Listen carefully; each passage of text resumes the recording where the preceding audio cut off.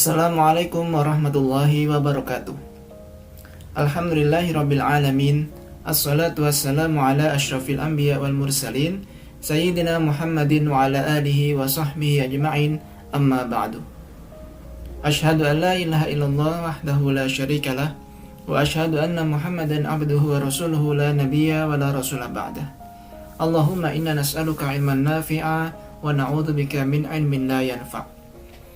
Pemirsa Baitul Ilmi TV yang dirahmati Allah Subhanahu wa taala, marilah kita senantiasa memanjatkan puji syukur kepada Allah Subhanahu wa taala atas segala nikmat yang Allah berikan kepada kita. Dan marilah kita selalu meningkatkan ketakwaan kita kepada Allah sebagai bentuk rasa syukur itu. Tak lupa kita juga haturkan sholawat dan salam kepada junjungan kita, uswah dan qudwah kita, Nabiullah Muhammad sallallahu alaihi wasallam, dan meladani perjuangan-perjuangan beliau hingga akhir hayat kita. Semoga kelak Allah menggolongkan kita ke dalam umat Nabi Muhammad sallallahu alaihi wasallam dan membersamai beliau masuk ke dalam surga. Amin amin ya rabbal alamin. Pemirsa Baitul Ilmi TV yang dirahmati Allah Subhanahu wa taala, Islam adalah agama yang sangat memperhatikan hubungan manusia dengan manusia lainnya. Individu dipandang sebagai bagian yang tak terpisahkan dari masyarakat. Tidak ada satupun agama atau ideologi lain yang memiliki aturan semacam itu, apalagi menandinginya. Rasulullah Shallallahu Alaihi Wasallam menjelaskan bagaimana keterpaduan individu dan masyarakat. Individu berbuat untuk kemaslahatan masyarakat, dan masyarakat berbuat untuk menjaga individu. Beliau Shallallahu Alaihi Wasallam bersabda, "Mathalul mu'minina fi tawaddihim wa tarahumihim wa ta'atufihim mathalul jasadi." Perumpamaan orang-orang muslim dalam hal kasih sayang dan tolong-menolong yang terjalin antara mereka adalah laksana satu tubuh. Idza ishtaka minhu 'udwun tada'a lahu sa'irul jasadi bisahari wal humma.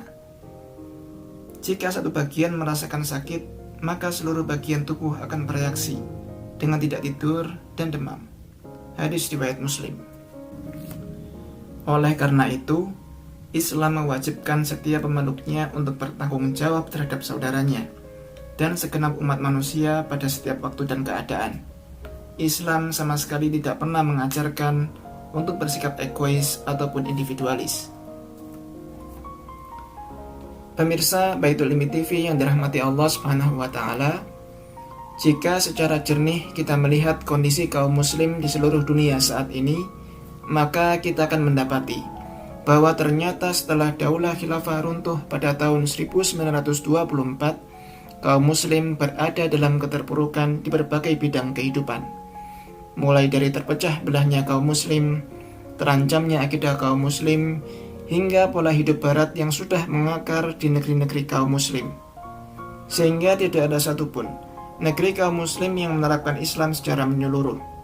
Bahkan mirisnya, di antara kaum muslim ada yang anti, bahkan menolak syariat agama mereka sendiri. Maka tidak cukup bagi kita hanya dengan mengelus dada ataupun menangisi kondisi tersebut. Sebab bagaimana mungkin kita menghadap Allah kelak ketika ditanya tentang sikap diamnya kita ketika hukum-hukum Allah dicampakkan. Ketika Islam tidak dijadikan lagi sebagai pemutus perkara di tengah-tengah kehidupan. Ketika Islam terasing hanya sebatas etika, moral, dan spiritual yang berujung pada tidak adanya kehidupan yang islami. Umat membutuhkan seruan-seruan pemikiran islami yang akan membawa umat kembali menuju kemuliaan dan ketinggiannya. Dengan itu, bukan mustahil masa kejayaan Islam seperti pada masa Rasulullah SAW, para sahabat, Khulafaur Rasyidin, dan para khalifah sesudahnya akan terulang kembali. Berkaitan dengan hal ini, Allah Subhanahu wa taala mensyariatkan aktivitas dakwah. Dengan dakwah, Islam bisa kembali tersebar ke seluruh penjuru dunia dan membawa keberkahan bagi seluruh alam semesta. Pemirsa Baitul Ilmi TV yang dirahmati Allah Subhanahu wa taala, dakwah menurut makna bahasa adalah seruan. Adapun menurut makna syariah, dakwah adalah seruan kepada manusia untuk memeluk dan mengamalkan Islam, serta melakukan kema'rufan dan mencegah kemungkaran. Dakwah juga dapat diartikan sebagai upaya untuk mengubah masyarakat, baik pemikirannya, perasaannya, maupun sistem aturannya dari masyarakat jahiliyah kepada masyarakat Islam. Terkait dengan dakwah ini, Allah Subhanahu wa taala berfirman, A'udzu billahi minasyaitonir rajim. Ud'u ila sabili rabbika bil hikmati wal mau'izatil hasanati wajadilhum billati hiya ahsan. Serulah manusia ke jalan Tuhanmu dengan hikmah dan pelajaran yang baik, dan bantahlah mereka dengan cara yang lebih baik. Quran Surat An-Nahl ayat 125.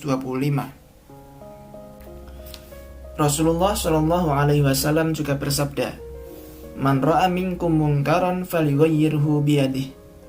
Barang siapa di antara kalian yang melihat kemungkaran, hendaklah dia mengubah dengan tangannya.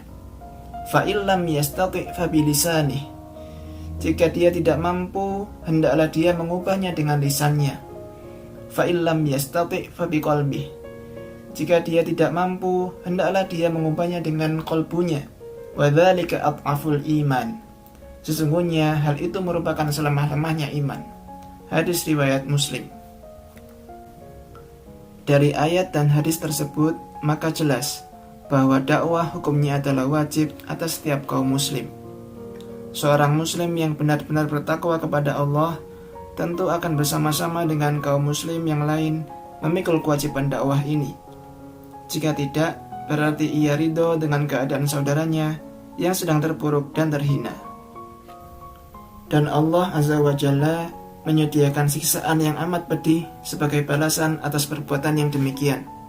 Sebagaimana sabda Rasulullah SAW, Walladzi nafsi biyadih, demi zat yang jiwaku berada di tangannya, la ta'murunna bil ma'ruf wa la tanhawunna 'anil munkar.